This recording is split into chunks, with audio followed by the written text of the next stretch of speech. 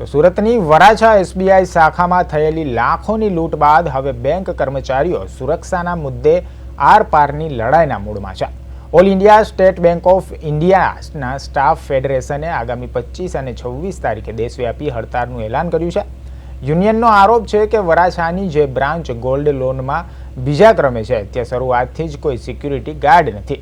લૂંટારુઓ જાણતા હતા કે બેંકમાં સુરક્ષા વ્યવસ્થા રામ ભરોસે છે, જેના કારણે આ હોનારત સર્જાઈ. વર્ષ 2022માં સિક્યુરિટી ગાર્ડ અને 29 વર્ષથી મેનેજરની ભરતી ન થતાં કર્મચારીઓ પર કામનું ભારણ વધ્યું છે અને જીવનું જોખમ પણ ઊભું થયું છે.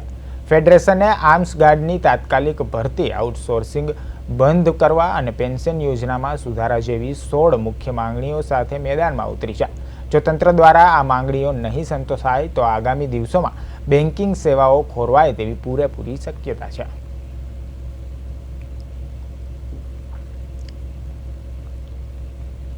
पच्चीस 26 को हमारी हड़ताल है स्टेट बैंक के अंदर देशव्यापी, और उसके मुद्दे बड़े गंभीर हैं.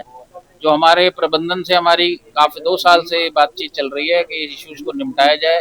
जब वो नहीं निपटे और लोगों को परेशानी होने लगी, लोगों को डर लगने लगा, काम पूरा ढंग से नहीं होने लगा, तो हमें ये जो निर्णय लेना पड़ा.